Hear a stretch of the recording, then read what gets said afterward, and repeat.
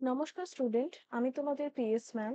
আজকে আমি তোমাদের একাদশ শ্রেণীর সেমিস্টার ওয়ানের অন্তর্গত একটি বিষয় দিয়ে তোমাদের পড়ানো শুরু করব। আমরা যদি একাদশ শ্রেণীর সিলেবাসটা একটু মনে করি, তাহলে একাদশ শ্রেণীর সিলেবাসের শুরুতেই আমরা দেখতে পাই যে রয়েছে introduction to food, nutrition and health.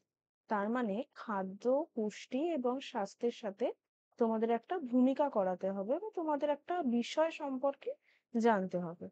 এবার যখন তোমাদেরকে খাদ্য, পুষ্টি এবং স্বাস্থ্য সম্পর্কে জানতে হবে, সবার শুরুতে আমরা জেনে নেব যে খাদ্য কাকে বলে। দেখো, ছবিতে একটা খুব সুন্দর বাঙালি থালি কিন্তু সাজানো রয়েছে, যেখানে পোলাও রয়েছে, সাদা ভাত রয়েছে, পাঁপড় রয়েছে, দই রয়েছে, ডাল রয়েছে, জল রয়েছে। এবার দেখো, যখন খাবারের কথা বলছি বা আমরা খাদ্যের কথা বলছি, তখন আমরা দেখি যে বিভিন্ন ধরনের খাদ্য কিন্তু আমরা দেখতে পাই। খাদ্য কঠিন হতে পারে। কঠিন খাদ্য কি আমরা দেখতে পাচ্ছি ছবিতে রয়েছে, যেমন কোনো তরকারি হতে পারে বা মাংস হতে পারে বা মাছ হতে পারে। আর কি তরল খাদ্য? তরল খাদ্য কি? আমরা ডালকে তরল খাদ্য বলতে পারি। আচ্ছা, অর্ধ তরল কি? অর্ধ তরল খাদ্য আমরা বলতে পারি যে খানিকটা তরলও হবে, খানিকটা কঠিনও হবে। তার মানে কি কঠিন এবং তরল উভয়ই থাকবে। তাহলে কি হচ্ছে বিষয়টা? জল, জল একদমই তরল। কিন্তু এবার তোমাদের মনে প্রশ্ন আসতে পারে যে ম্যাডাম, জলকে আপনি কেন খাদ্য বলছেন? এই বিষয়টা আমরা পরবর্তী সময় নিশ্চয়ই আলোচনা করব। তাহলে সবার প্রথমে আমরা দেখে নিই যে খাদ্য কাকে বলে। আমরা যদি দেখি যে খাদ্য কাকে বলে, তাহলে আমরা দেখতে পাবো যে কঠিন, তরল কিংবা অর্ধতরল পদার্থ যা গ্রহণ, পরিপাক এবং আত্তীকরণের মাধ্যমে জীবদেহে পুষ্টি এবং বৃদ্ধি সাধন হয়, পূরণ হয় এবং তা উৎপাদন, রোগ প্রতিরোধ ক্ষমতা অর্জন এবং যাবতীয় শারীরবৃত্তীয় কাজের জন্য দেহকে প্রয়োজনীয় শক্তি প্রদান করে। এবার বলো তো, যদি তোমরা দৈনিক খাদ্য গ্রহণ না করো বা তোমরা যদি রেগুলার খাবার না খাও, তাহলে তোমাদের পড়াশোনার জন্য শক্তি আসবে কি করে? তার মানে বুঝতে পারছো যে খাদ্য আমাদেরকে কি দেয়? খাদ্য আমাদেরকে শক্তি দেয়।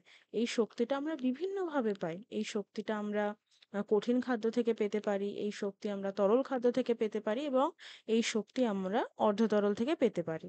এখানে অর্ধতরলের বানান একটু ভুল হয়ে গেছে, এটা ল হবে। ঠিক আছে? তাহলে শুধু খাদ্য খেলাম, শক্তি পেলাম, কাজকর্ম করলাম, তাই কি? না, একদম না।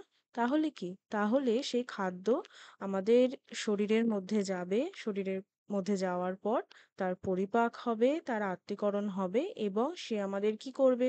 আমাদেরকে পুষ্টি দেবে, আমাদের বৃদ্ধি সাধনে সাহায্য করবে এবং আমাদের যদি কোনো রকমের রোগ সংক্রমণ হয়ে থাকে, তার ক্ষতি নিরসনে সাহায্য করবে।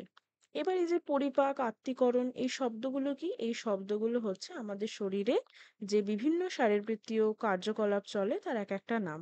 পরিপাক আমরা জানি, কোনো খাদ্য বস্তু যখন আমরা গ্রহণ করি, সেটা আমাদের মুখবিবরের মাধ্যমে দিয়ে গিয়ে, খাদ্যনালীর মাধ্যমে দিয়ে গিয়ে আমাদের পাকস্থলীতে এবং পরবর্তী সময় তার অবশিষ্ট অংশ কিন্তু দেহের বাইরে নির্গত হয়ে যায়, যা আমাদের শরীরে কোনো রকম কাজে আসে না। আত্তীকরণটাও কিন্তু আমরা জানবো। সব পরবর্তী সময় বিভিন্ন প্রসেসগুলো আমরা একে একে জেনে নেব।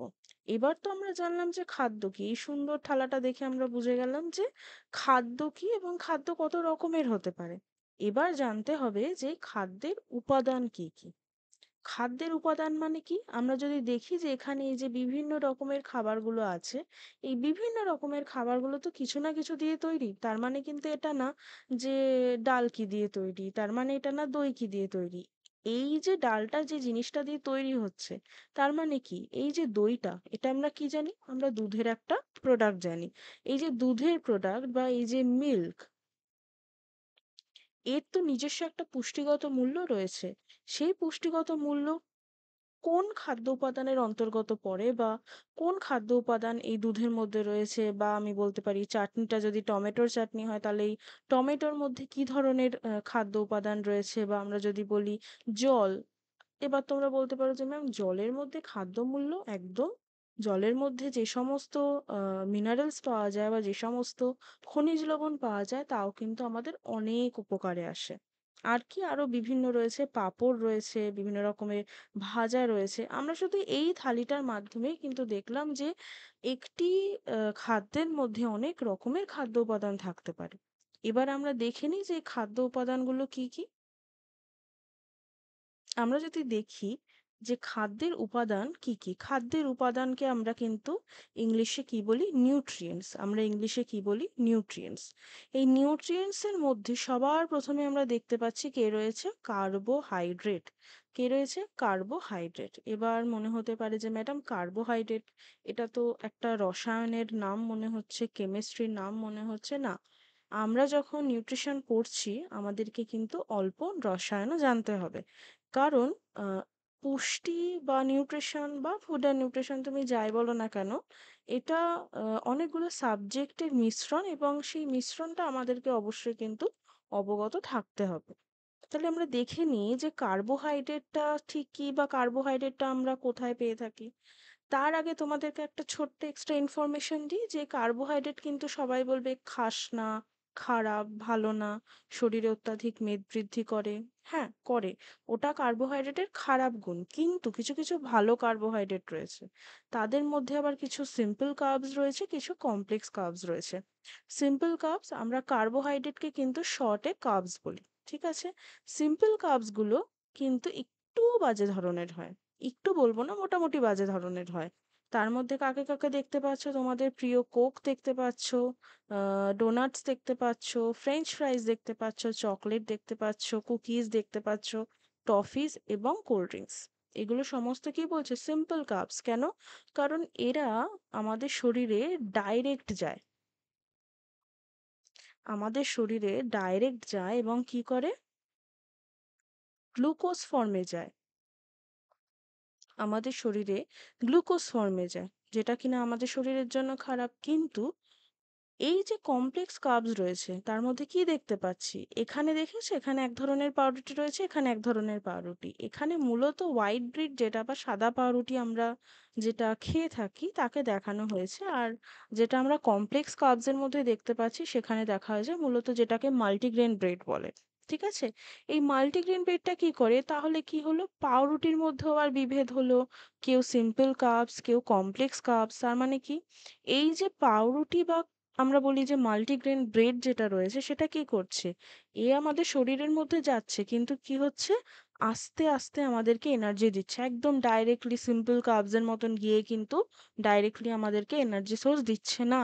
কমপ্লেক্স কার্বস কি করছে? জটিল কার্বোহাইড্রেট কি করছে? আমাদের শরীরে আস্তে, আস্তে গিয়ে আমাদেরকে শক্তি দিচ্ছে।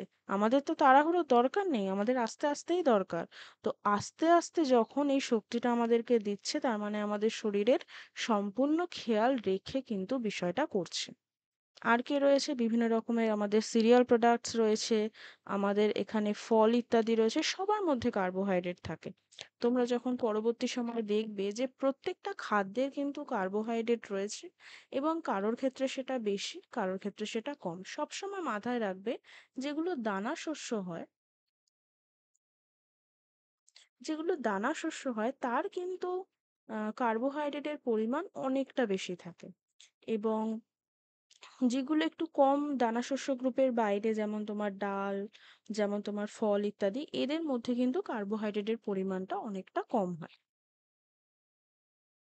এবার চলে আসছি প্রোটিন। এতক্ষণ ধরে আমরা দেখলাম যে কার্বোহাইড্রেট কি, কার্বোহাইড্রেটের উৎস কি। এবার আমরা দেখব প্রোটিন। প্রোটিন বলতে গেলে আমাদের মাথায় একটাই খাবারের নাম আসে বা খুব বেশি হলে দুটো খাবারের নাম আসে। কি তারা? দুধ আর মাছ। কিন্তু না, প্রোটিনের উৎস শুধুমাত্র দুধ আর মাছ না বা ডিম না, প্রোটিনের উৎস আরো অনেক কিছু রয়েছে। তার মধ্যে কিছু উদ্ভিজ্জ উৎস রয়েছে, কিছু প্রাণীজ উৎস রয়েছে। উদ্ভিজ্জ উৎসের মধ্যে আমরা দেখতে পাচ্ছি টোফু। টোফু এক ধরনের পনির। বিভিন্ন রকমের ডাল রয়েছে, বিভিন্ন রকমের বাদাম রয়েছে, মসুর ডাল রয়েছে, আমাদের সয়া মিল্ক রয়েছে, নাট বাটার রয়েছে, ইত্যাদি ইত্যাদি জিনিসগুলো কিন্তু উদ্ভিজ্জ উৎস থেকে আসছে, তাই এরা কিন্তু প্ল্যান্ট সোর্সেস অফ প্রোটিন।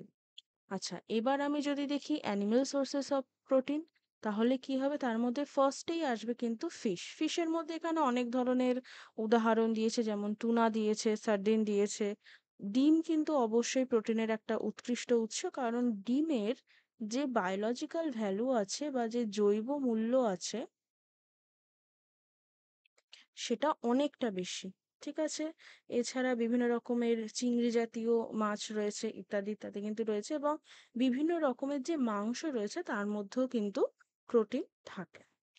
এবার চলে আসি স্নেহ পদার্থে, যাকে কি বলা হয়? যাকে আমরা জানি ফ্যাট নামে, যার কমন নাম হচ্ছে ফ্যাট। এবার এই ফ্যাট কিসে কিসে থাকে? বেসিক্যালি ফ্যাট কিন্তু লিপিডের গ্রুপের মধ্যে পড়ছে, কারণ লিপিডের অনেক ভাগ থাকে। সেই ভাগের একটা অংশ হচ্ছে ফ্যাট, কিন্তু জেনারেলি আমরা ফ্যাট বলেই দেখে থাকি স্নেহ পদার্থের বাংলা। তো এই ফ্যাটের মধ্যেও কিছু উদ্ভিজ্জ সোর্স রয়েছে, কিছু প্রাণীজ সোর্স রয়েছে, বা প্ল্যান্ট সোর্সেস রয়েছে, কিছু অ্যানিমাল সোর্সেস রয়েছে। এবার হেলদি সোর্সেস মূলত আমি দেখিয়েছি, কারণ ফ্যাটের আমাদের একটা কনসেপ্ট থাকে যে ফ্যাট মানে বাজে, ফ্যাট ভালো না, ফ্যাট খেলে মানুষ বেশি মোটা হয়ে যায়, বাট নো, ফ্যাটের মধ্যেও কিছু প্রকারভেদ রয়েছে, যেগুলো আমরা আম, যদি নিয়ম করে খাই বা যদি একটা মাপ অনুযায়ী খাই, তাহলে কিন্তু আমাদের সেই রকম ভাবে কোনো প্রতিকূলতার সম্মুখীন হতে হবে না। এবার ফ্যাটের মধ্যে যে ভালো ফ্যাট রয়েছে তার মধ্যে আমরা উদ্ভিজ্জ যে উৎস রয়েছে, যেমন আমরা এখানে দেখতে পাচ্ছি ওয়ালনাট থেকে আমরা ভালো ফ্যাট পাই, আমরা অ্যাভোক্যাডো থেকে ভালো ফ্যাট পাই, আমরা যে হেজেলনাট রয়েছে সেখান থেকে ভালো ফ্যাট পাই, এবং যে প্রাণীজ উৎস রয়েছে, আমরা বিভিন্ন রকমের যে মাছ রয়েছে, ইলিশ মাছ থেকেও কিন্তু আমরা খুব উৎকৃষ্ট মানের ওমেগা 3 ফ্যাটি অ্যাসিড পাই, যা আমাদের শরীরের জন্য খুব ভালো। আমরা ডিম থেকেও কিন্তু আহ, প্রাণীজ উৎস হিসাবে যে ফ্যাট রয়েছে সেটা পেয়ে থাকি, এবং আরো যেমন দুধ থেকে যেরকম কার্বোহাইড্রেট, প্রোটিন, ফ্যাটও কিন্তু বিভিন্ন খাদ্যদ্রব্যে পাওয়া যায়, এবং তার মানটা ডিপেন্ড করছে যে কারোর ক্ষেত্রে সেটা বেশি, কারোর ক্ষেত্রে সেটা কম। এবার চলে আসি কিছু এক্সেসরি, যেগুলোকে বলে না অ্যাক্সেসরি ফুড নিউট্রিয়েন্টস বা অ্যাক্সেসরি নিউট্রিয়েন্টস। তার মানে কি, আমরা যখন কোথাও ঘুরতে যাই, আমরা যেমন একটা খুব সুন্দর ড্রেস পরি, তার সাথে আমরা যদি মেয়েরা বেশ সুন্দর কানের দুল পরি, খুব সুন্দর করে সেজে দিই, আমরা কি বলি যে অ্যাক্সেসরিজ। তার মানে কি, আমাদের যে ড্রেসটা আমরা পরেছি তার সাথে অ্যাসোসিয়েট ম্যাচিং কোনো জুয়েলারি পরি, ম্যাচিং কোনো চুড়ি পরি, ম্যাচিং কোনো কানের দুল, বিন্দি, আমরা এগুলো পরে থাকি, ওগুলোকে আমরা কি বলি? অ্যাক্সেসরি। ঠিক সেরকমই এই যে উপরের যে তিনজন নিউট্রিয়েন্টস এর কথা আমরা বললাম, that is carbohydrate, protein, fat, এবার এদের সাথেও কিন্তু হেল্পিং কেউ থাকে যা ওদেরকে কাজ করতে সাহায্য করে, কারণ একা যদি ওরা তিনজন কাজ করে, ওরা অতটা ভালো বা বেটার পারফরমেন্স দিতে পারবে না। সেই জন্য অ্যাক্সেসরি কিছু নিউট্রিয়েন্টস রয়েছে, বা এদেরকে খুব সুন্দরভাবে বলা হয়ে থাকে মাইক্রোনিউট্রিয়েন্টস। মাইক্রোনিউট্রিয়েন্টস। এই মাইক্রোনিউট্রিয়েন্টস এর মধ্যে রয়েছে ভিটামিন এবং খনিজ লবণ। দেখে নিই ভিটামিন এবং খনিজ লবণের উৎস কি কি। ভিটামিন এবং খনিজ লবণের উৎসের আগে আমরা একটু ছোট্ট করে জেনে নিই যে এই ভিটামিনের কিন্তু দুটো ভাগ হয়, কি কি?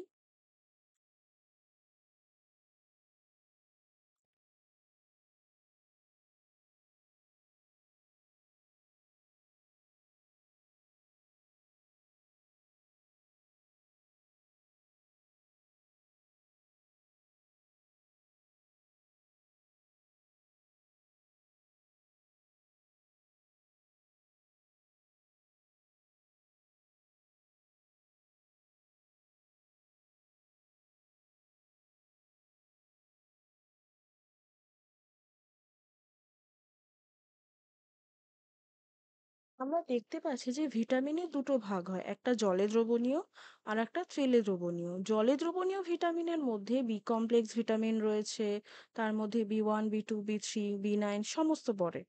ভিটামিন সি রয়েছে, ভিটামিন B12 রয়েছে। আর তেলে দ্রবণীয় ভিটামিনের মধ্যে A, D, E, K। Vitamin A আমাদের চোখের জন্য খুবই উপকারী, ভিটামিন ডি আমাদের হাড়ের জন্য খুবই উপকারী, ভিটামিন ই আমাদের ত্বকের জন্য খুব উপকারী, এবং ভিটামিন কে আমাদের শরীরে যদি অবাঞ্ছিত আহ রক্তাল্পতা দেখা যায় বা রক্ত তঞ্চনে কোনো রকম অসুবিধা হয়, তাহলেও কিন্তু আমরা ভিটামিন কে একটা গুরুত্বপূর্ণ ভূমিকা দেখতে পারি। এবং ভিটামিন কে কে এই কারণে বলা হয় anti clotting factor, vitamin A কে বলা হয় anti xerophthalmic factor, vitamin E কে বলা হয় সানশাইন ভিটামিন, এবং ভিটামিন ডিও কিন্তু আমাদের হাড়ের অনেক উপকারে লেগে থাকে।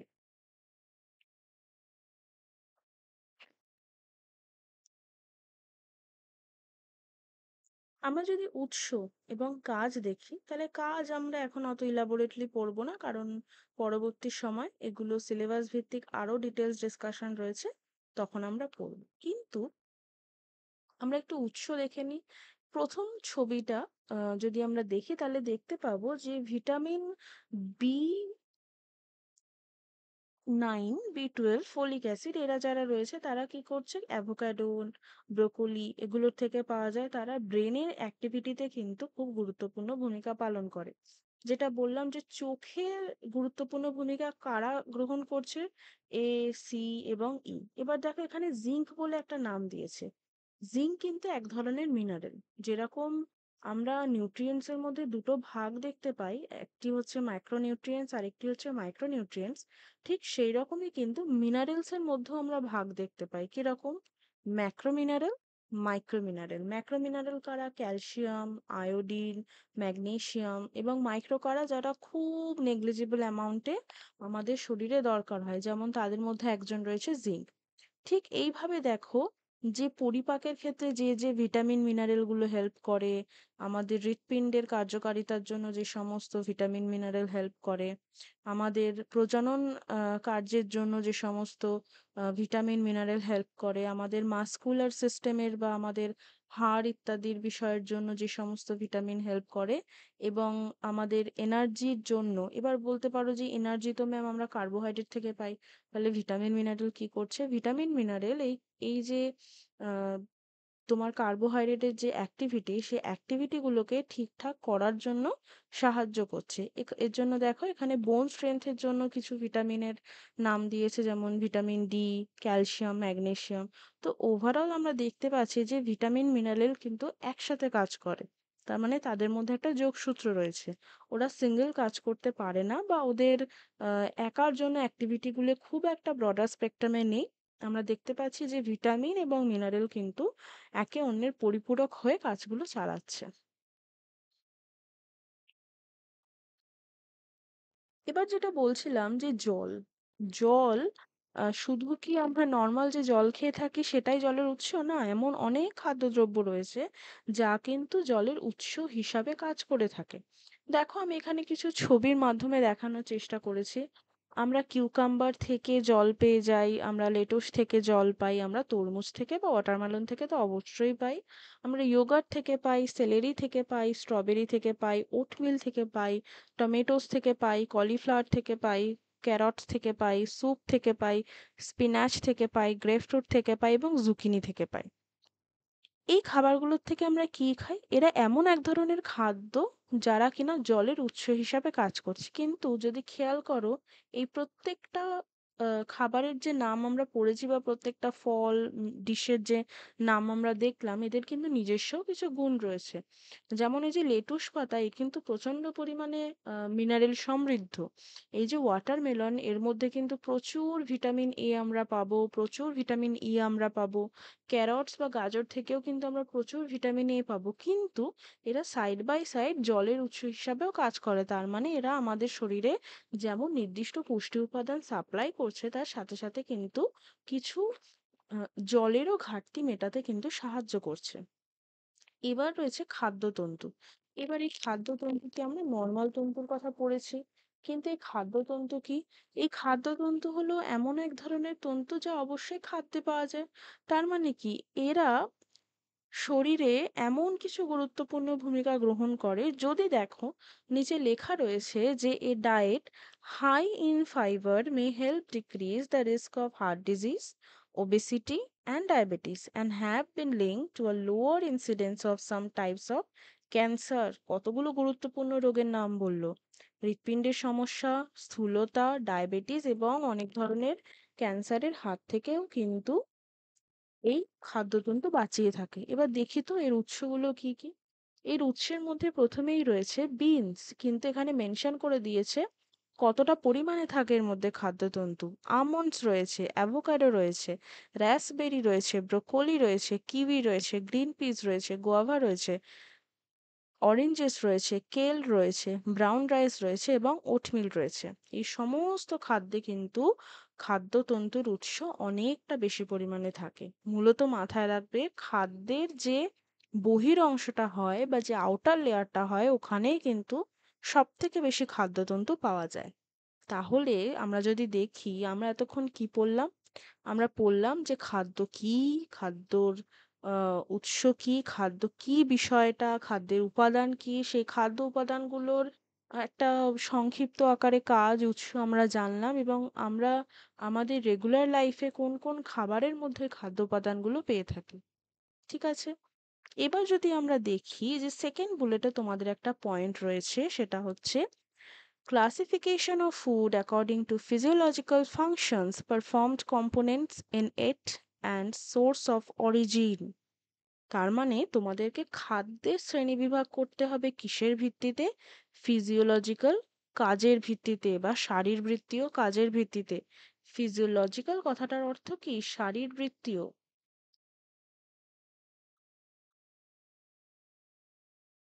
শারীরবৃত্তীয় কাজের ভিত্তিতে তোমাদেরকে খাদ্যের শ্রেণীবিভাগ করতে হবে। তাহলে এবার শারীরবৃত্তীয় কাজ যখন বলছে তার মানে কি? দেহ শব্দটা আসবে। তাহলে প্রথম শারীরবৃত্তীয় কাজ কি বলছে? প্রথম শারীরবৃত্তীয় কাজ বলছে দেহ নির্মাণ।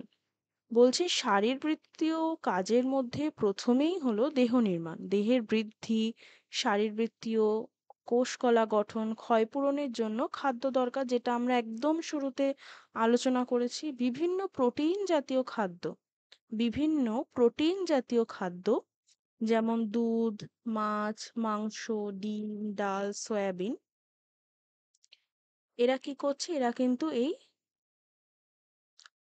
দেহ নির্মাণকারী খাদ্য হিসাবে কাজ করছে। বলছে লোহা এবং ক্যালসিয়াম, ফসফরাস ইত্যাদি খনিজ লবণ দেহের কাঠামো গঠনে অংশ নেয়। এসব খাদ্যের অভাব হলে আমাদের দেহ দুর্বল হয় এবং দেহ গঠনের কাজ ব্যাহত হয়ে থাকে। তুমি দেখো প্রথম কোন খাবারগুলোর কথা বললো? প্রথমে বললো যে দুধ, মাছ, মাংস, ডিম। প্রোটিন যে খাদ্যদ্রব্যটা বা প্রোটিন যে খাদ্য উপাদানটা, তা মূলত কি করছে? মূলত আমাদের দেহে ক্ষয়পূরণের কাজ করছে। তার মানে কি? দেখবে যে হঠাৎ আমাদের শরীরে যদি কোনো কারণে কোনো আঘাতের ফলে কোনো জায়গা কেটে যায়, বা আমাদের হয়তো আমরা কথার কথা ধরো সাইকেল চালাচ্ছি, সাইকেল চালাতে চালাতে পড়ে গেছি, তো হাতটা একটু ছিঁড়ে গেছে বা চামড়া উঠে গেছে। দেখবে কিছু কিছু মানুষের ক্ষেত্রে সে জায়গাটা খুব তাড়াতাড়ি ভরাট হয়ে যায়। আবার কিছু কিছু মানুষের ক্ষেত্রে সেটা হতে অনেক সময় লাগে। কেন? এই পার্থক্য কেন? সবাই তো মানুষ। এই পার্থক্য এই কারণে, আমরা যদি এক্সামিন করে দেখি বা আমরা যদি পরীক্ষা করে দেখি, তাহলে আমরা দেখতে পাবো যে হয়তো প্রোটিনের স্বল্পাধিক্য রয়েছে, যার ক্ষেত্রে ভরাটটা হতে লেট হচ্ছে। ঠিক আছে? তাহলে প্রোটিন কি করছে? ক্ষয় পূরণে সাহায্য করছে। শারীরিক কোনো ক্ষয়ের পূরণে কে সাহায্য করছে? প্রোটিন সাহায্য করছে। এবার কোন কোন খাবারগুলো আমাদেরকে এই ক্ষয় পূরণে সাহায্য করবে? দুধ, মাছ, মাংস, ডিম, ডাল, সয়াবিন। এবার বলছি লোহা। লোহাকে আমরা কি জানি? লোহাকে আমরা জানি আয়রন নামে। এই যে লোহা এবং ক্যালসিয়াম এবং ফসফরাস, লোহা বলার আগে ক্যালসিয়াম এবং ফসফরাস বলে দিই, এরা যৌথভাবে আমাদের হাড়ের গঠনে সাহায্য করে। লোহা কি করছে? লোহা রক্তাল্পতা প্রতিরোধে একটা খুব গুরুত্বপূর্ণ ভূমিকা পালন করে থাকে। বয়ঃসন্ধিকালীন মেয়েদের বা প্রেগনেন্সির সময় বা ল্যাকটেশনের সময় আম, যে মেনস্ট্রুয়েশন সাইকেল চলে বা মেনস্ট্রুয়েশন সাইকেলের মধ্যে যে ব্লিডিং ফেজটা চলে, মহিলাদের শরীর থেকে কিন্তু অনেকটা পরিমাণে রক্ত বেরিয়ে যায়। বেরিয়ে যাওয়ার জন্য কি হচ্ছে? একটা ঘাটতি হচ্ছে। সেই ঘাটতিটা পূরণ দেবে কে? যদি কারো শরীরে আয়রনের স্বল্পাধিক্য হয়, তাহলে কিন্তু তার শরীরে কি দেখা যাবে? অ্যানিমিয়া দেখা যাবে, যা কিনা একটা মারাত্মক সমস্যা। কাদের ক্ষেত্রে? বয়ঃসন্ধিকালীন কিশোরী, গর্ভবতী মা, প্রসূতি মা ইত্যাদিদের জন্য।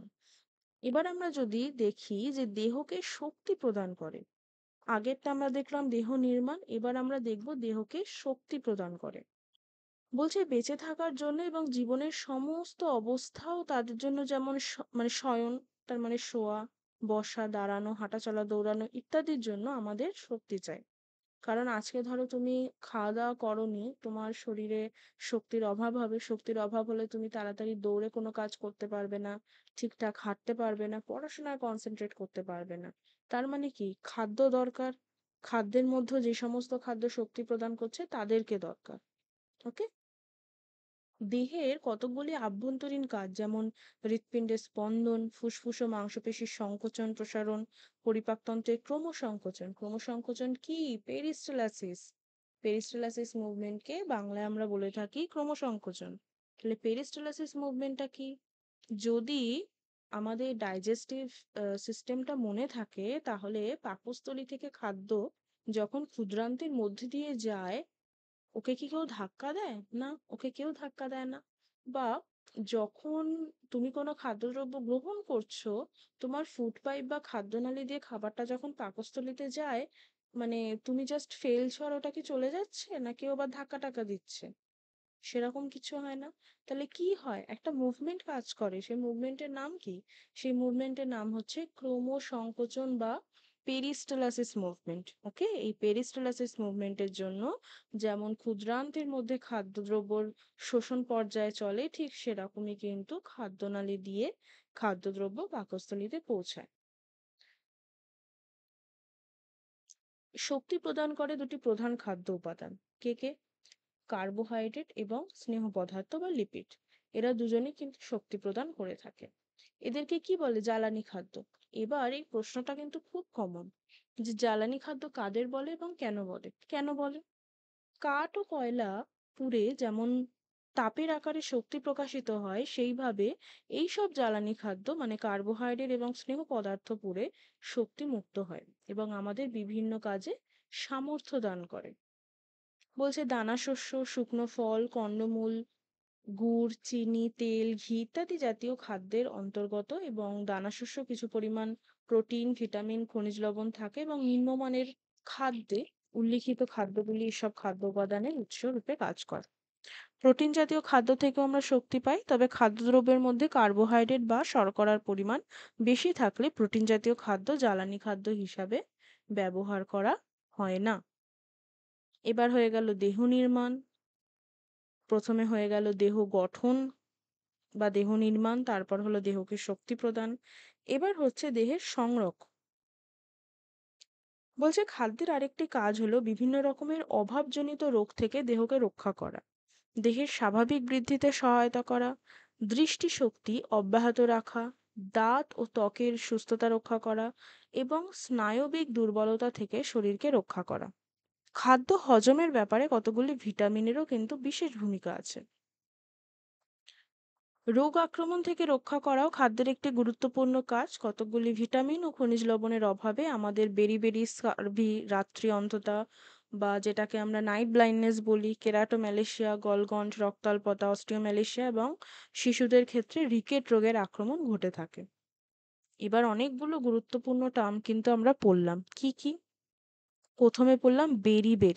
এই বেরি কার অভাবে হয়? ভিটামিন বি1 এর অভাবে। আমরা পড়লাম স্কারভি। স্কারভি কার অভাবে হয়? ভিটামিন সি এর অভাবে। আমরা পড়লাম রাত্রি অন্ধতা।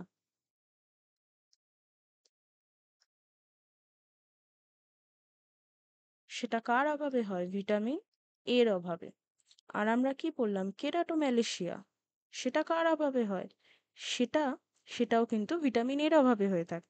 গলগণ্ড কার অভাবে হয়? গলগণ্ড কার অভাবে হয়? ভিটামিন এবং কিছু কিছু সময় মিনারেলসের জন্য হয়ে থাকে, যেমন সেটা হচ্ছে আমাদের আয়োডিন। রক্তাল্পতা কার অভাবে হয়? বি9 এর অভাবে হয়ে থাকে, বি12 এর অভাবে হয়ে থাকে, এবং এফি বা আয়রনের অভাবে হয়ে থাকে। অস্টিওম্যালেশিয়ার জন্য কি দেয়? ভিটামিন ডি দেয়। ঠিক আছে? শিশুদের ক্ষেত্রে রিকেট রোগের আক্রমণও ঘটে থাকে, এটাও লিখলাম না, এটা কিন্তু ভিটামিন ডির অভাবেও হয়ে থাকে। ঠিক আছে? উপযুক্ত পরিমাণে ভিটামিন এবং খনিজ লবণ ওইসব রোগ থেকে আমাদেরকে বাঁচাতে পারে যারা অত্যন্ত নিম্নমানের খাদ্য গ্রহণ করেন, এবং যেসব খাদ্য ভিটামিন ও খনিজ লবণের ঘাটতি থেকে যায়, তারা সচরাচর নানা রকম অভাবজনিত রোগের কবলে পড়ে ভিটামিন ও খনিজ লবণের রক্ষাকারী খাদ্য হিসাবে গণ্য হয়। কেন রক্ষাকারী বলছে? দেখো, এই রোগগুলো হওয়ার থেকে রক্ষা করছে। এই যে কেরাটোম্যালেশিয়া বলো, গলগন্ড বলো, এটাকে অনেক সময় গয়টার বলা হয়। ঠিক আছে? এই যে রোগগুলো রয়েছে এদের থেকে রক্ষা করছে। এদের থেকে যেহেতু রক্ষা করছে, তাই এটাকে কি বলা হচ্ছে? Protection food. প্রখ্যাত পুষ্টিবিজ্ঞানী ডক্টর স্বামীনাথন উচ্চ জৈবমূল্যের প্রোটিনকেও রক্ষাকারী খাদ্যের মধ্যে কিন্তু গণ্য করেছেন। বলছে যেসব আহার্য উপাদান জীবদেহের যাবতীয় শারীরবৃত্তীয় কাজ সম্পাদন করে এবং জীবদেহের প্রতিরোধ ব্যবস্থাকে সুদৃঢ় করে, একত্রে তাদেরকে কিন্তু দেহ সংরক্ষক খাদ্য বলা হয়। পরের কাজ কি করছে? পরের কাজ করছে দেহের কাজ নিয়ন্ত্রণ। বলছে জল এবং বিভিন্ন রকম রাফেজ বা তন্তু দেহের বিভিন্ন কাজকে নিয়ন্ত্রণ করছে, যেমন পরিপাক, রেচন, দেহের তাপ নিয়ন্ত্রণ, ইলেকট্রোলাইটের সমতা ইত্যাদি পর্যাপ্ত কাজে কিন্তু জল দরকার। জল না হলে কিন্তু এই সমস্ত কাজে ব্যাঘাত ঘটবে। তন্তু সমৃদ্ধ খাদ্য কি করছে? কোষ্ঠকাঠিন্য বা যাকে বলা হয় কনস্টিপেশন প্রতিরোধেও কিন্তু সাহায্য করে থাকে। ঠিক আছে, তাহলে আজকে আমরা অনেকগুলো বিষয় পড়লাম, নতুন নতুন রোগ সম্পর্কে জানলাম, নতুন বিষয় সম্পর্কে জানলাম, কোন কোন খাদ্য উপাদান এই বিষয়গুলোর সাথে সম্পর্কিত তা আমরা জানলাম। পরবর্তী সময় তোমাদের উপযোগী আরো অনেক ভিডিও আমি নিয়ে আসবো, যেগুলো তোমাদের সেমিস্টার ওয়ানের বিভিন্ন বিষয়ভিত্তিক ভিডিও হবে, যা সম্পূর্ণ বিনামূল্যে হবে। এবং এখানে আমার ক্লাস লিংক দেওয়া রয়েছে, আমার টেলিগ্রাম গ্রুপের লিংক দেওয়া রয়েছে, আমি ভিডিওর সাথেও সেটাকে আপলোড করে দেব। তোমরা অবশ্যই পিডিএফ এর জন্য টেলিগ্রাম গ্রুপে জয়েন হয়ে যাবে। আবার আমাদের নেক্সট ক্লাসে দেখা হবে। বন্ধুদের মধ্যে ক্লাসকে শেয়ার করবে, সম্পূর্ণ বিনামূল্যে তোমরা নিউট্রিশন সাবজেক্টের সেমিস্টার ওয়ানের সমস্ত বিষয়ভিত্তিক আলোচনা কিন্তু আমার চ্যানেলে পাবে, that is DS group of education. Thank you.